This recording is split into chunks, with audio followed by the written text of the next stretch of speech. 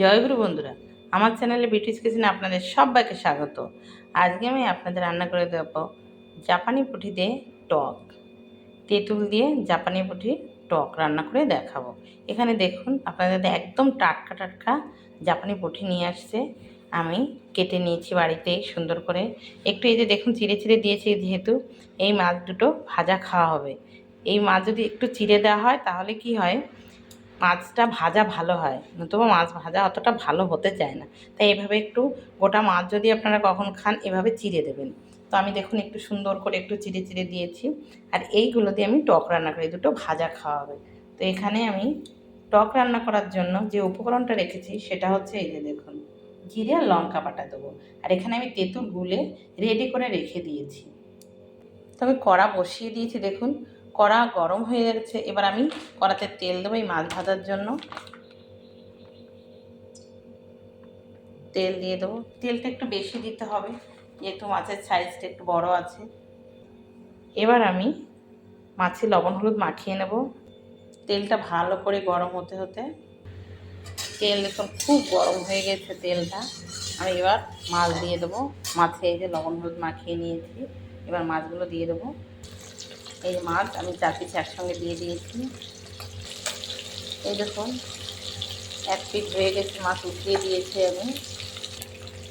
মাছ ভাজা হয়ে গেছে, এবার নামিয়ে নেব। দেখেছেন মাছের টকের কিন্তু মাছটা একটু কড়া করে ভাজতে হবে। মাছ ভাজা দেখুন নামিয়ে নিয়েছি। আমি 4 পিস মাছ দিয়ে মাছের টক করব। এখানে যে গোটা মাছ লবণ হলুদ মাখিয়ে রেখেছি, এটা ঠিক খাওয়ার একটু আগে গরম গরম ভেজে খেয়ে নেব। ঠান্ডা হয়ে গেলে মাছ ভাজা ভালো লাগবে না, তাই গরম গরম ভাজবো। আমি মাছ ভাজার তেলের ভিতরে আমি তেজপাতা জিরে ফোড়ন দিয়ে দেবো। দিয়েছি তেজপাতা, দিয়ে দেবো জিরে।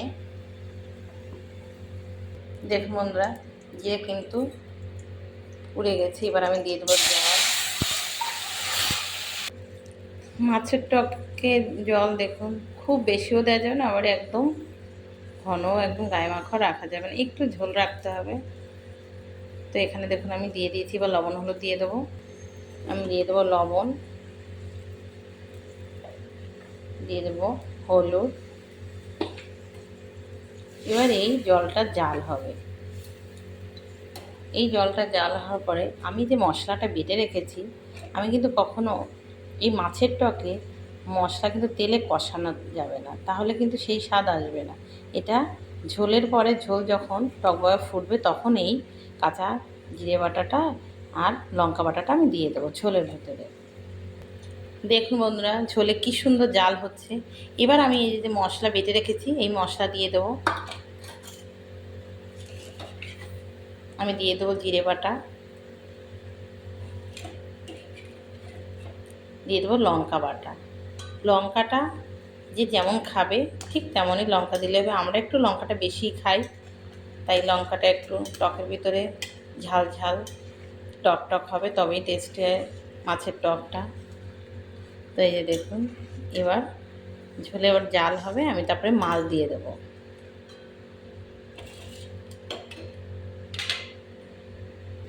দেখুন ঝোলে কি সুন্দর জাল হচ্ছে। এবার আমি এই যে ভেজে রাখা মাছটা দিয়ে দেবো।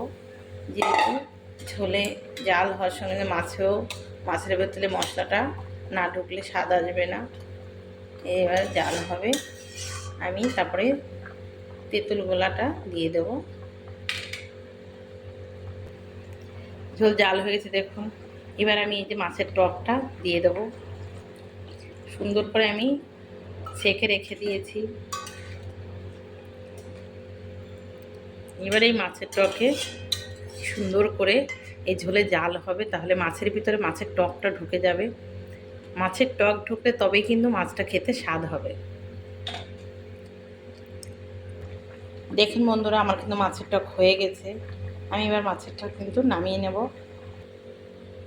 এই দেখুন বন্ধুরা আমার মাছের টক হয়ে গেছে, নামিয়ে নিয়েছি। দেখেছেন আমি একটু ঝোল ঝোল রেখেছি। তো এভাবে কিন্তু অতি অবশ্যই মাছের টক রান্না করে আপনারা খেয়ে কমেন্ট করে আমাকে জানাবেন যে তেঁতুল দিয়ে মাছের টক খেতে কেমন লাগে। তো আমার এই রেসিপিটা যদি ভালো লেগে থাকে তাহলে please please please like share comment করতে কিন্তু ভুল করবেন না, সাবস্ক্রাইবটা করে দেবেন। জয় গুরু।